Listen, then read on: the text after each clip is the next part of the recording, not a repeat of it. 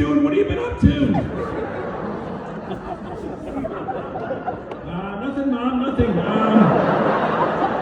You weren't looking so good there. Hey, Eddie, unplug your cell phone. It's at 80%. You're at 80%. How you feeling, Mom? I feel great. My side hurts a little. Yeah, that's because we've already donated all your organs.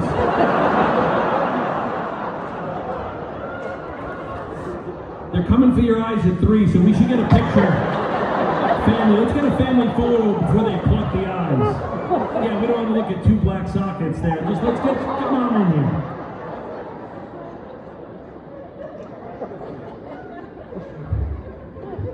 That is a tough one, man. Yeah, we pulled it on you. You weren't looking good. We went with it. It's just a game time decision. We just thought about, hey.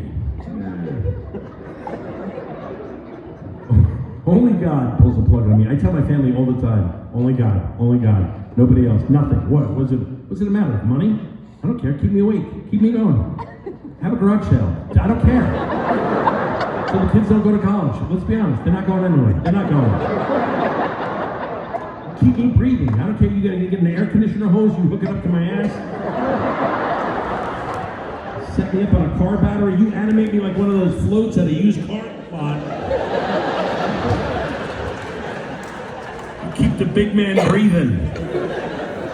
And there's going to come a time where the woman walks in. There's going to be a woman who walks in the room. Kevin would not want to live there. You falcon punch that bitch right in the throat.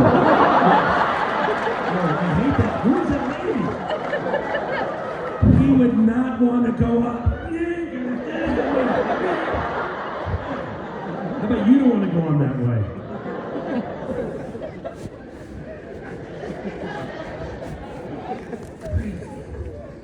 I had a close call too about 5 years ago. I was driving home from Connecticut and I hit a deer, which was a scary experience, man. Hitting a deer, horrible. And we're shaking up on the side of the road, filling out the police report, and the woman's just asking me some questions. She's like, "So, you're okay now?" I'm like, "Yeah, I'm calming down a little bit." And she's like, "So, what happened? Did the deer just jump out in front of you?"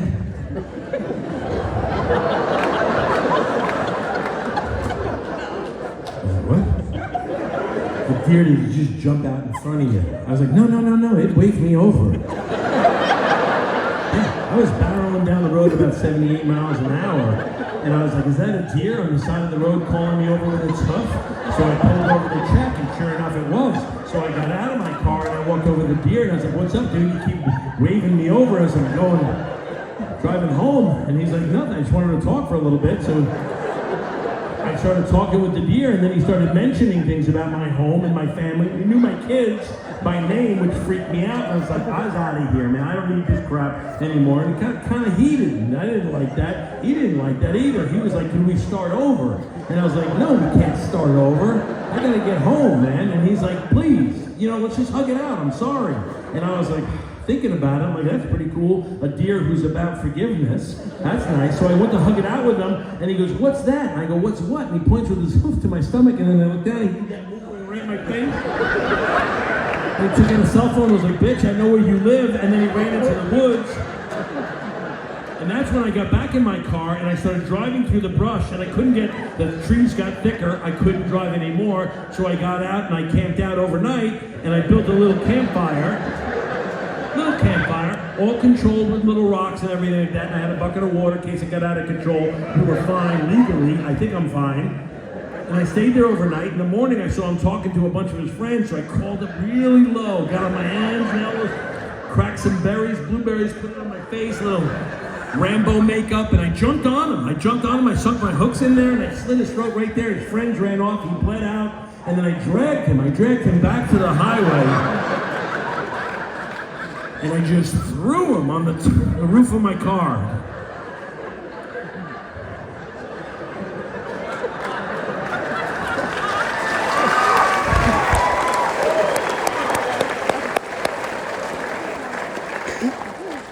So no, he did not just jump out in front of me. This was premeditated deer murder. Sorry. I'm gonna send him my message. You don't talk about my kids. I have 4 kids now. 4 kids. Do we have 4? Parents with more than 2? I want to tell you about my kids, man. Oh, they are the laziest kids I've ever seen in existence. I'm not gonna lie, I have a slug farm at home. It shocked me. I don't know if all kids are this way. It's the video games. My boy, especially my boy. It's crazy. It's literally what he does. I was like, stop it. Oh, you can't do this anymore. We got to go out and get some exercise. Got to go outside. And he didn't want to do it. He's resisting. I'm like, come on, let's do it. He's like, I'm okay. I'm like, no, I'm not asking you. I'm like, we got to go. We got to do it. Let's move around. He's like, I don't want to. So I took it. I take the game away. I said, that's it. All right, you've lost the games. No video games. That's it. You're done. Yeah, I did it. And, well, a couple days later, he comes at me with this. And tell me how you did. I don't know. He goes, hey, what about, I love what you're doing with the video game thing taken away from me. He said, because, so I go, you know something here. He goes, but what if can I get an Oculus? And I didn't know, you know what an Oculus? Yeah, I didn't know what an Oculus was. An Oculus is one of those like head mask things where you go into like a virtual reality. And I go, are they games and stuff? He's like, yeah. And I'm like, no, it's the same thing as a video game. You're not doing that. It's even worse. You're in your, go outside in the real world. Do that, would you? And he's like, no, you don't understand. These are amazing. Because you can play all sports. It's crazy. You can box like Rocky or Apollo Creed. You can fight anybody you want. You can Muhammad Ali. There's sword games. He goes, there's sword games where it's like you're going through these areas where you're just chopping down things and cutting people and you're thrusting and it's fighting back and you're trying to defend your house. And I'm like, wow. And he's like, and there's like dance competitions where your heart rate's going through the roof. It's amazing. And I'm like, really? He's like, amazing. It's just really strenuous. It's crazy. And the greatest part about it, he says, is if it's raining outside or snow or whatever it is, it doesn't matter. You can do it. You can do it all the time. There's no excuses. I said, all right, well, that sounds pretty good. Yeah. So I said, all right, let's get the Oculus. Let's do it. Let's do this. If this gets him to start getting in shape and doing it, let's do it. Now I'm going to tell you something. One of my jokes, I embellish a little bit here and there and tell you a little bit more than it's actually there. This is what happened after I got the Oculus. And I wish I was not telling the truth verbatim. This is exactly what happened. I'm not kidding. I wake up the first morning now he's got the Oculus. I get out of my bed and I go to the top of the stairs. I see him. I see him with the Oculus. He's already got it on. He's standing in the foyer and he's literally just on and here's what he's doing. He's just standing there. So I'm like, that's weird, right? Just standing there. I'm not talking for a second, like waiting for a game to start over. 4 minutes of just standing there. I'm like, is he like a gunslinger or something? Like he's waiting for something? No movement, nothing. I took out my phone and I started recording because I wanted to prove to him that he's not moving. This is ridiculous. Nothing. 4 minutes goes, and then he does this. I go, oh, here we go. He backs up, he grabs a little chair, he's got a chair. Mask on. Chair out. Another 4 or 5 minutes. Just 5 minutes, just standing. And I'm like, no way. He doesn't look like he's fighting Apollo Creed. I'm trying to give him every benefit of the doubt. Maybe his trainer got stuck in traffic. And I don't know. I don't know at this point. But it's not looking good. It's looking like he fooled me, right? Then I see him get up. And I'm like, oh, here we go. Okay. And he walks up like this. And he goes like this, I go, all right, warming up, here we go. He goes like this, goes like this, he goes like this, then he goes like this, then he goes like this, then he goes like that, then he goes like this. He goes back to his chair.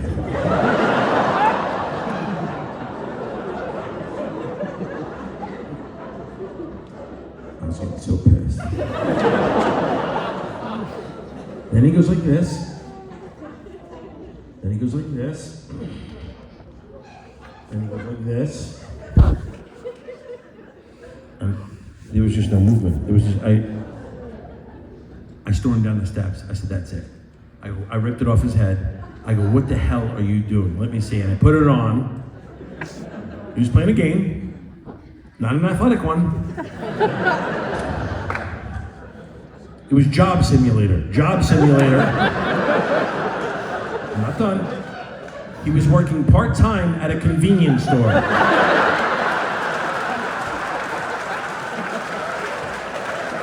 I wish I was joking about this, and I wish I made this up. I'm not that funny. I mean, this is reality. Right here, he was talking to his friend working at a convenience store. He was literally sitting here waiting for a customer to come in.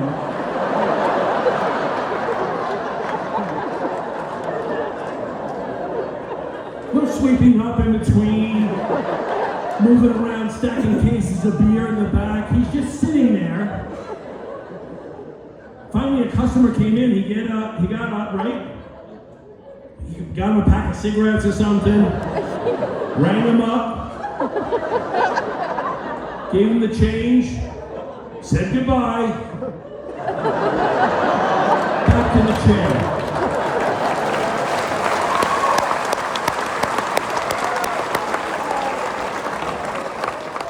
I was like, what the hell was this and this? He was scratching off his own lotto tickets.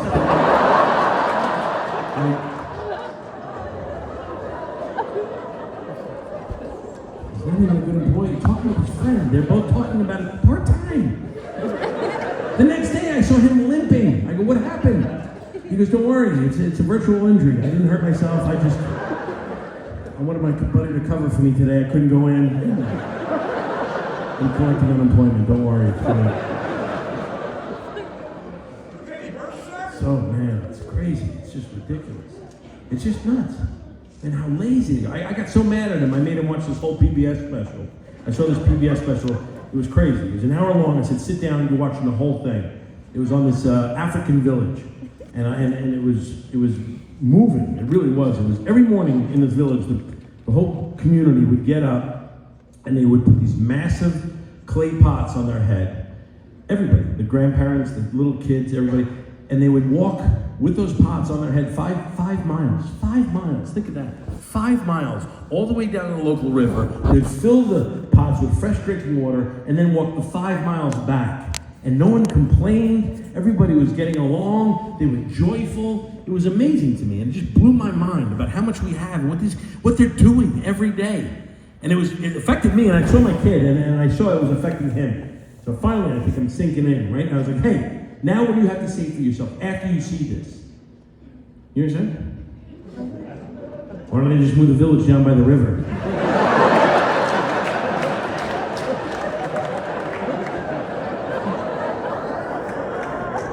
And I didn't have an answer right away, because I was like, it's not 100% wrong. They could just pick up everything, move, you got a water view and everything, but no. They just got pissed and punished. You get punished. That's it, you're punished. He's like, what did I do? I'm like, you did something. Just go to your room. I don't even know how to punish my kid. I don't punish. We don't know what to do anymore. We don't know anything. We're all walking around. Everybody's confused. This whole culture is confused. Our dads back then, they knew how to punish. Oh yeah, because they got the belt, that's why. Yeah, and the belt worked. You only had to do it once. One time with the belt. Not fun. Yes. One time. And you never did whatever you did ever again. You only needed it once. Then just referencing the belt. Done. I get it. Remember that first time you got the belt? How weird that was? You didn't even know if you would pop it off at your mom. Like, yeah, well, I don't enjoy your waffles, okay? They're not very good. They're cold now, and I'm not even eating them. So there you go. Why is Dad getting undressed? What's going on over there?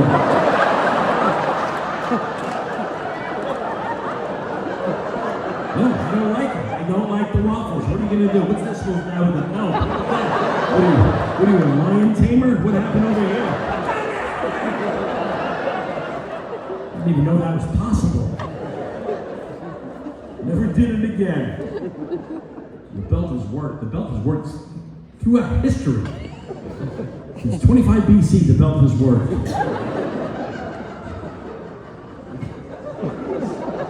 All the way up to like 1993, when some frail D-bag introduced the first time out.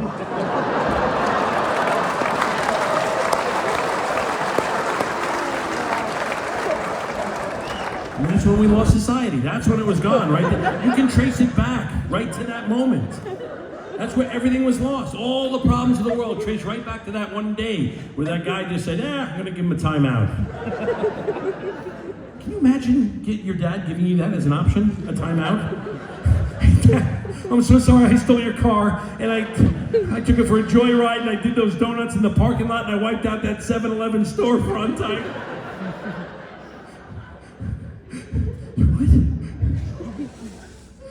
You want me to go sit in the corner and think about what I just did? Yeah. You're not gonna whip this ass? Absolutely.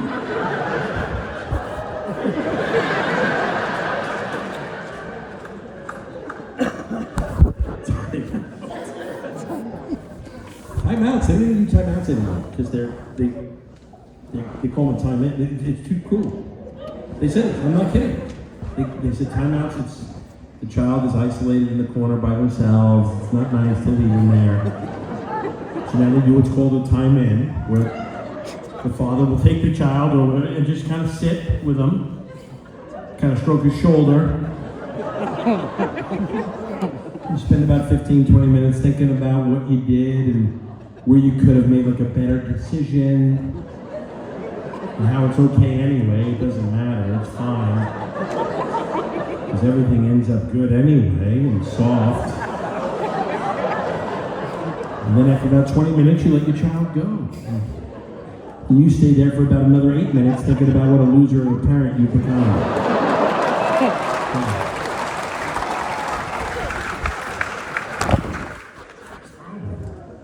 It's horrible. It really is. Maybe we build our kids up too much. That's what it is. Right? They're all the best. That's what it's come to. That's what we've learned. We've learned to teach our kids that they are the best, which is mistaken for we want you to be the best. That's every child. Let's make them the best, without a doubt. That's different than you are the best. And that's what we tell her. You're the best. As soon as they're born, you're the best. You are so good. You're the best. You are the best. The kid's just looking at him. You're the best. Isn't he the best? Yeah, he's the best. You're the best. You are the best. No, you're not. You suck. You suck. Kids suck. That's the definition of being a kid. You suck at every... What can you do? Do a backflip. Show me something. Roll a cigar. Fill out a tax report. You can't blacktop a driveway. Tie your shoes. Do something. You can't. Not yet. You suck now. You're horrible at everything. That's what I'm here for. You're not the best. I gotta make you the best.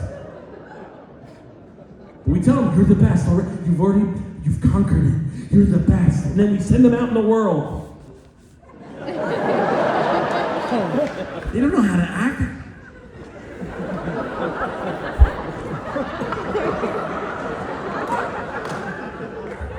I'm the best. What? I don't know. I've got it though. I am the best. It's like they roll back and forth between entitlement and confusion. So much anxiety.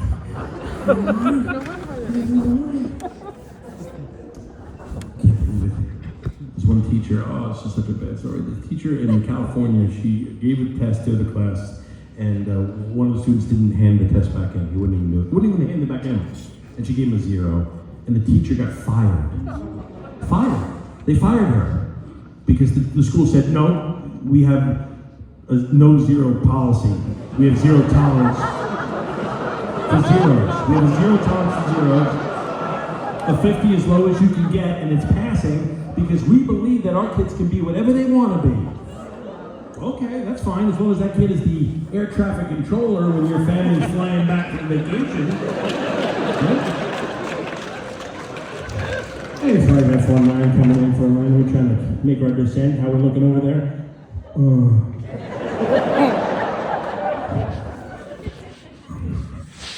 I'm the best. Oh, that's good to hear there.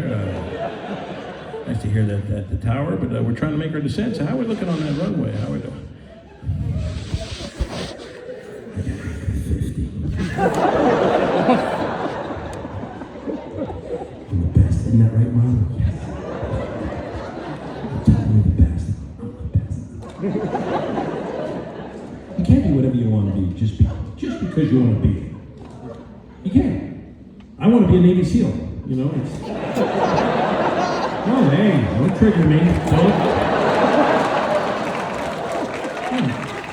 Now I'm deciding. Now I just made it happen. I'm a Navy SEAL. This is protecting the nation. How do you feel now? Can you imagine?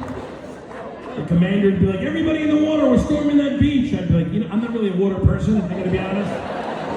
Do you have any of those like Navy noodles? Do you guys got those blowout swimmings?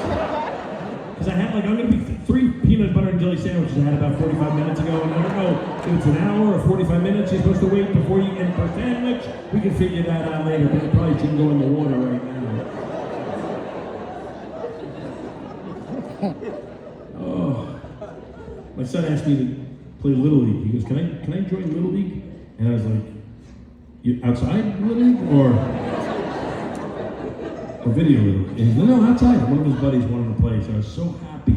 I was like, yes, absolutely, let's get out there and do it. So I called the coach of the team and I said, we were like a game late starting. So I said, hey, can I get my kid in there? Is there any way we can? He's like, yeah, just fill out the form, there's no problem, do all this. And he goes, oh, I do want to let you know though, we don't keep score in this league. And I was like, why not? He's like, well, we don't want to upset the parents. We don't want to upset the kids or anybody like that. And I was like, why even have them back? Right? Why don't you have them walk up to the plate, hi, how you doing? Could you put me down for a double? I pre-registered for a double, then I foul out twice, strike out after that, and then walk after that. Yep, mother, I got a double this time, thank you. You're the best.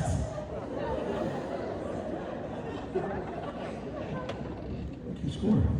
Don't keep scoring in the league. But every kid gets a trophy. You know how I know? It was a $40 charge on my paper. I was like, hey, what's this $40 for? He goes, that's for a trophy. I go, we didn't show up for practice yet. He's like, congratulations, you guys won. I go, my son? He goes, yes, your son and you. You drove him here, right? Yeah, you got a trophy. Way to go. I played Little League in the 70s, 1970s. We got a trophy 1 year. 1 year we got a trophy. Thank you, 1 year. You know why? Because we won. That's it.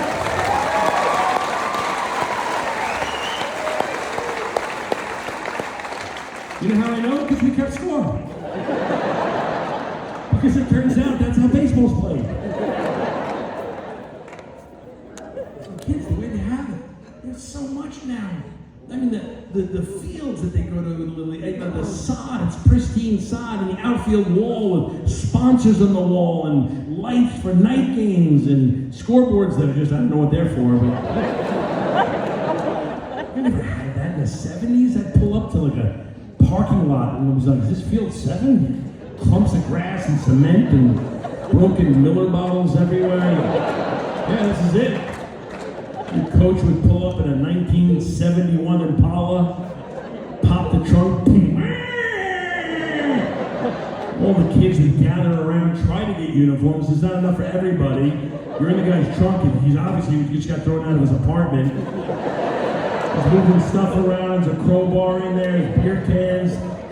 Starts throwing uniforms out, mixed in with like, yeah, that's long underwear, put that on, whatever it is. Smoked right in our faces.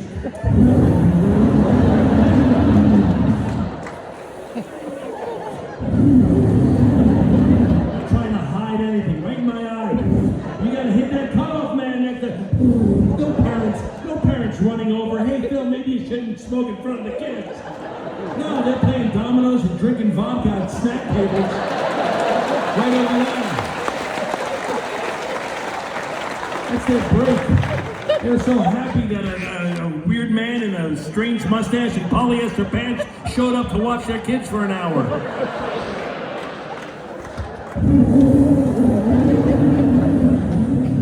Right in my eye. Nicotine burning my eye. Stung like crazy, but you know what? No allergies today. Not a one. I eat whatever I want to eat. Because you know why? I drink water out of a faucet in the back of my house.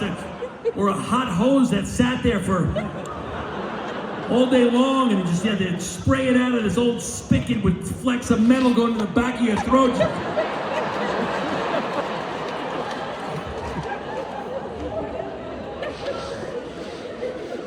Now I can eat anything. I can see a raccoon in the middle of the afternoon.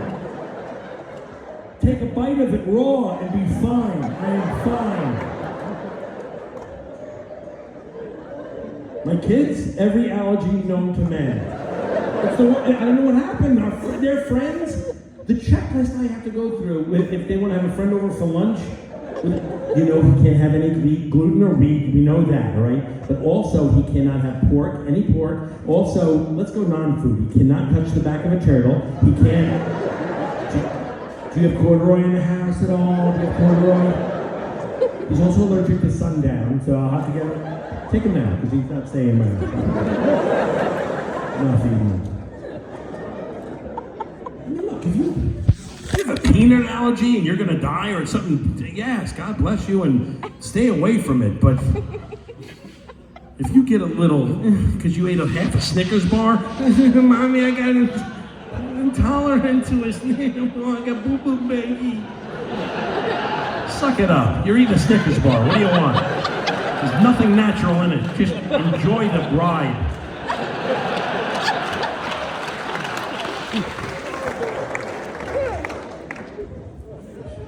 Fund It. Remember Fund It back in the day? Literally wet cement on a stick. Fine. Let them eat. Let them get their hands dirty. We wash over. Forget washing your hands. I washed my hands like 3 times when I was a kid. Wash your hands? Yeah, I wash. I'm good.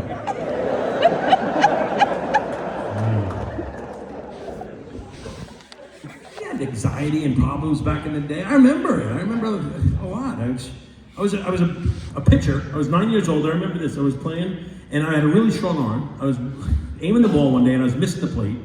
And I started walking batters, and I loaded up the bases, and it was hard. It was hard on me. And then I started walking runs in, and my teammates are looking at me, and it was tough.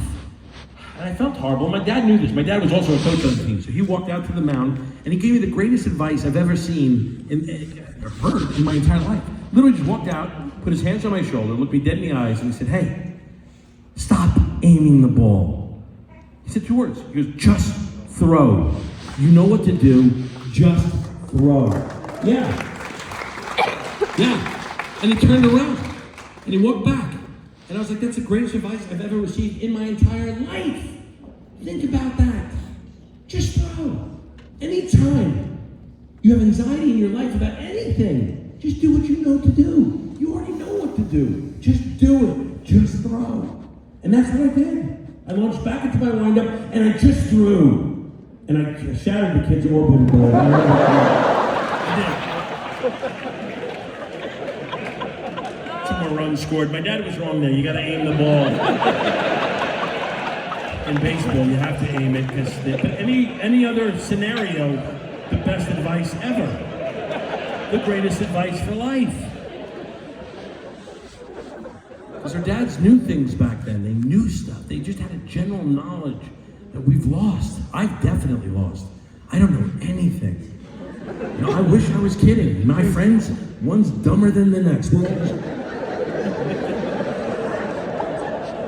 It's all technology. Everything's made us dumber. We keep getting dumber. My dad never went to college. He didn't have a college degree. But he had general knowledge about how things work, and he fixed things himself and figure it out. He could answer every question I had right away. You didn't have to leave the room and check Google. Dad, how do planes fly? Well, they get up enough speed, and then they get thrust, and then the air, and then there's a rudder in the back that'll guide it, and this, how does a TV work? Well, there's a bulb in the back of that box right there that'll project light to the front and portrays images there in front of you.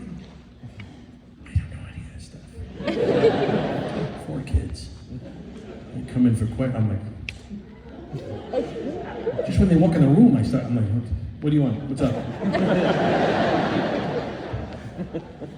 Daddy, how is ice made? It's magic.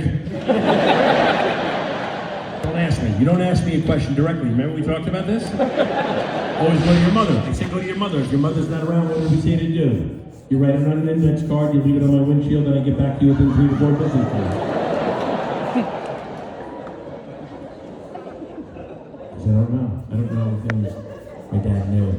I'm gonna fix things. I remember watching him. He'd walk up like a thermostat. You know, what the hell is that? Look at it for a second. Take it off. He didn't know. He'd get tools. He'd break it down. He's like, oh man, it's just the resistor wire is connected to the Frabinin, and I gotta the thermodial is gonna keep bouncing. If you don't get it, it's just gonna keep bouncing. So I gotta get that fixed, and I'll just create something and make it work. Maybe I can get in there here with it. And he's soldering something like 2 seconds later. It's like, there, it's working perfectly now. I tried to do what he did. I had the first part down. I come over like this.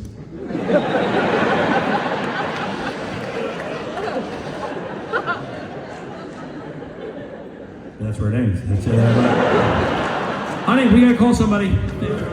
I did the look. Yeah, it's not working.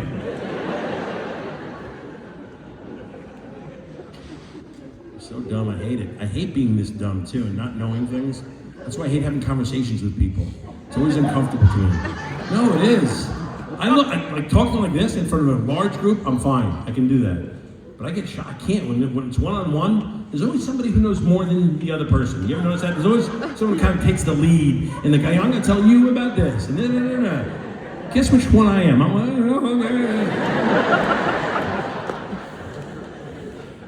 feel inferior. I hate it.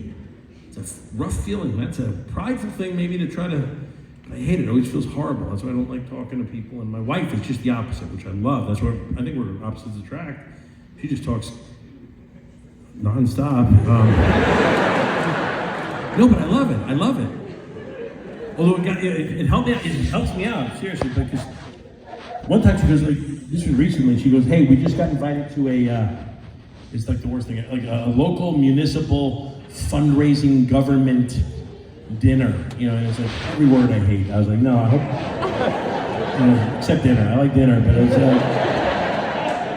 I said, I hope he said no. She said, I didn't. I was like, why would you do this? You know me. You know I hate to talk. I don't know anything about government. I don't want to talk to people. I'm going to have to talk, whatever. I was miserable. She was like, relax. We'll go there for half an hour, I promise. We'll mingle around for like 5 minutes, have some hors d'oeuvres, we'll eat dinner, and I'll be with you the whole time. I promise. I was like, you promise? She's like, I promise. As soon as we get there, she's like, I'll be right back. I have to go to the bathroom. No.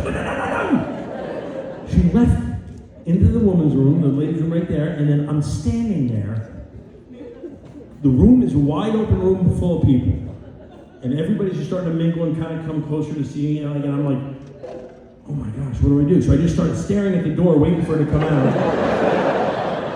And I'm like, I literally look like, when you go by like a general store in like a movie or something, you see like the dog outside tied to a fence post, waiting for its owner. That's literally what I look like.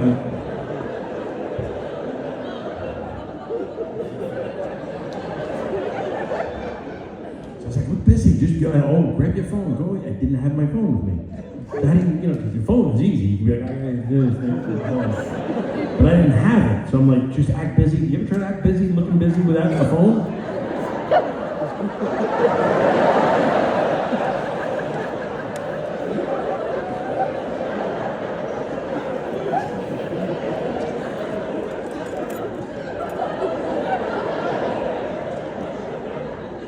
I can't, I gotta stop this. I'm looking ridiculous. As soon as I stop for 2 seconds, some guy walks up. Hey! How's it going? Hey. How about this whole thing with Figueroa as councilman? I'll tell you one thing, he ain't gonna last, right?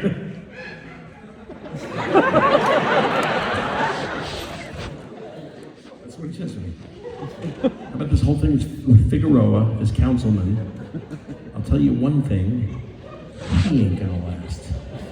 Huh. Let's break it down. Don't know who Figueroa is. Don't know what a councilman is. Could have said carrot maker. I have no idea what a councilman does. Never did know. Don't care to know. Never will know for the rest of my life. I don't want to know. Don't tell me. Don't know. Just one of those general things that I never know what a councilman does. Why he's getting thrown out or leaving on his own will, I don't know. I know none of these things, but how do I answer him? Because I don't want to look like I don't know. I go, really? Like I'm concerned about Figueroa suddenly. Really? He goes, yeah, really. I was like, why? He's like, I'll tell you why. Treason. I was like, treason? You gotta be kidding me. And in my head, I'm going, you don't even know what treason means. I have no idea the definition of treason. Why are you acting this way? I don't know if you've ever done this. Do you ever break away from somebody once they launch a word at you and you break away mentally to try to figure out that word? In your head, you're like, oh, treason, let's figure it out. Put in a sentence, treason, the trees reason with the grass to get along. Well, maybe he's talking about the environment. Who knows, right? Talking about the environment, get in there. So I go back to talk to him and he's just staring at me now. So I don't know how long I was out for. But he's not saying anything. So I don't know if he asked me a question, and I'm just like, I don't know. I have no idea. So I go to my fallback, which is I just wave my hand and go, it's all crazy. What are you going to do anyway, right? Right? That's a great one. You just go, what are you going to do? It's all crazy. He's supposed to, it is crazy. What are you going to do, right? But he doesn't. He goes, what's crazy? And I was like, I was like, I don't know. No one's ever answered my question with a question before. Like, it's just how it all went down. He's like, what went down? I go, the whole thing. What whole thing? Everything. I mean, he was with that, what everything? I was like, what the shit? Leave me alone. This guy's following me. He would not let me go. He was literally like he had a flashlight and I was a possum and he's like following me behind a dumpster, trying to expose my stupidity. What? No, you said something stupid. What are you trying to say? You don't know, Figueroa. Get over here.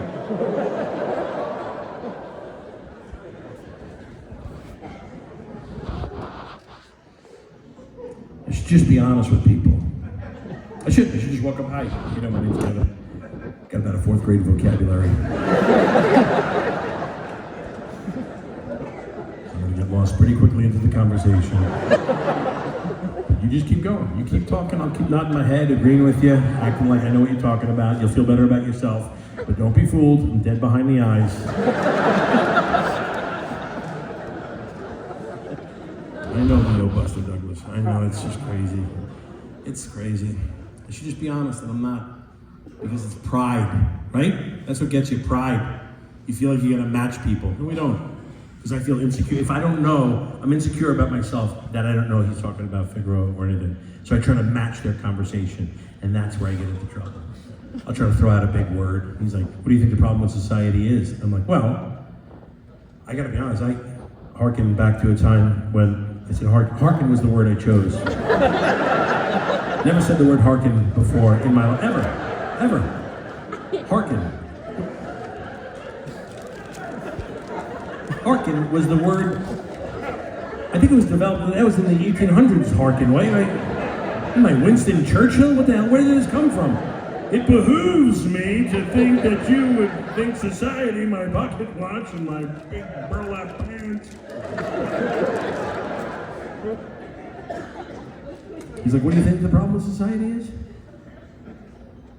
I was like, I gotta be honest, I think it's a lack of, you ever see a word where you don't know the tense completely, right? It's a lack of conscience. He's like, what?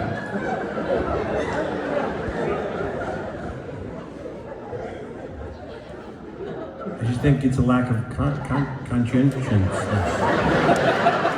Conscientiousness. I'm sorry, what did you say?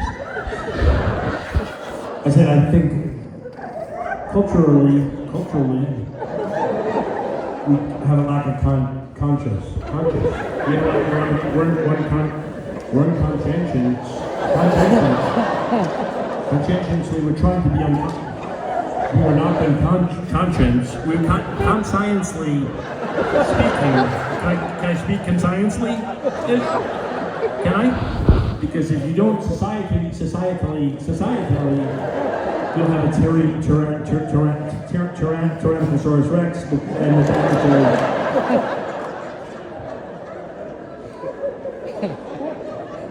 He's like, I'm sorry, I'm not following you. He said this. I went, well, regardless of that, I think I know what I'm talking about.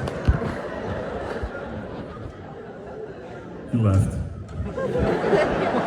That's when my wife comes out. What did I miss? We get in the car ride home, and my wife's talking like crazy. I'm like, hey, shut it down. We already lost. No, you don't need to talk now. I needed you before.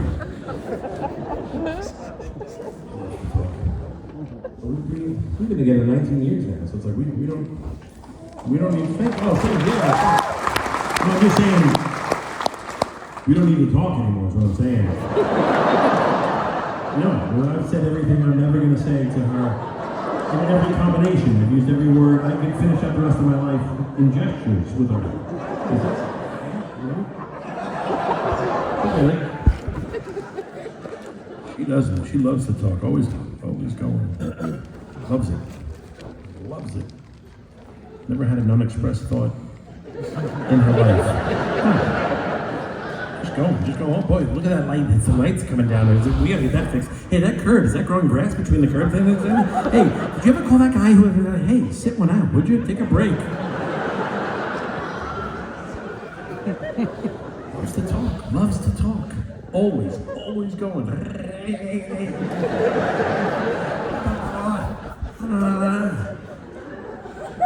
I have thoughts in my head all the time. Weird ones. Dude, how many tater tots can I fit in my mouth without dropping them? It's in there. But you know what? I keep the barn door shut. That's the difference. I don't let everybody else know that I'm thinking about that. She has no barn doors. Just free range thoughts everywhere. Just whatever.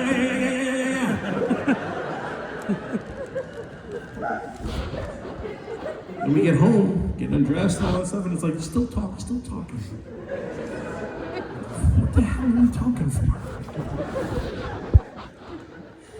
She just has to do it. It's like a venting thing for her. It's a vent, like she knows it.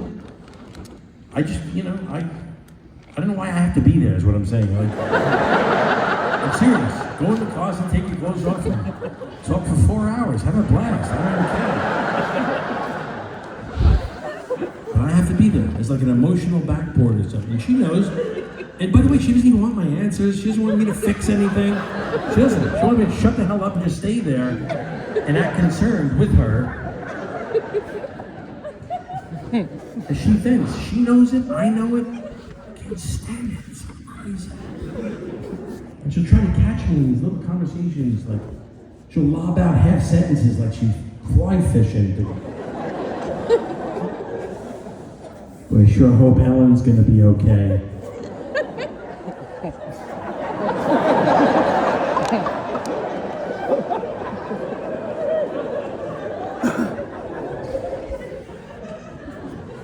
I usually let the first one pass and just let it go.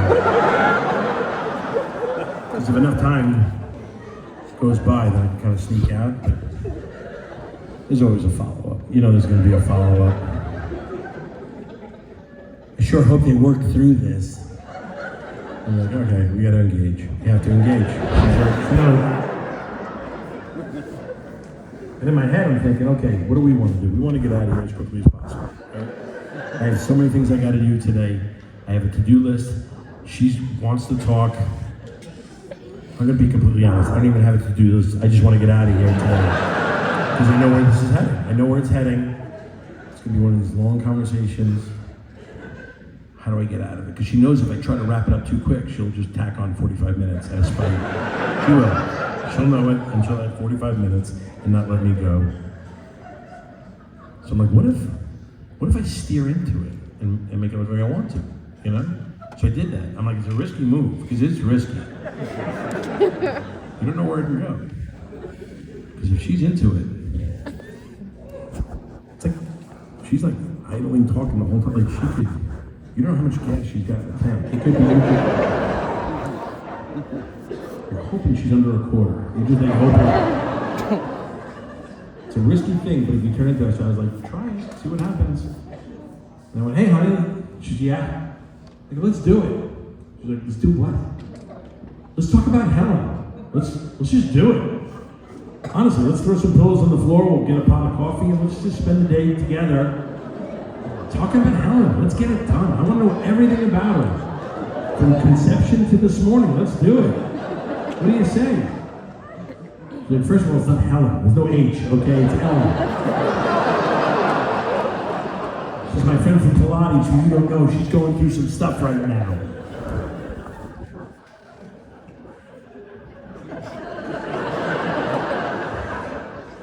Okay. Well, let's do it, though. Should we do it anyway? Like, I want to talk. I don't know everything. What you're just throw it out. Whatever you got in your head there. You want to talk? Let's just go. You talk it out today. What do you say? No, I promised her I wouldn't say anything. Okay. Well, guess I'll talk to you later then, okay?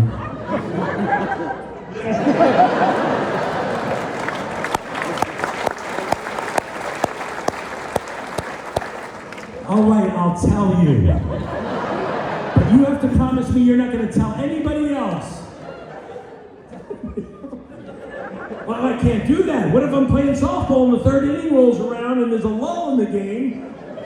And I'm like, fellas, bring it in! Both teams, you guys come out of the dugout.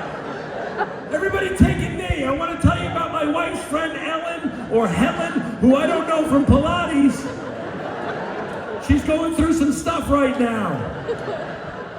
Hands down, I'll answer questions afterwards.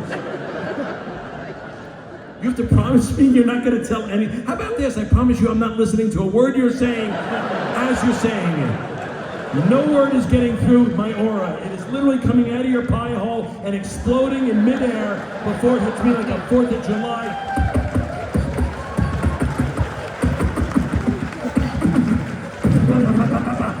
And Helen, she did it, and her husband, and at work, she big finish.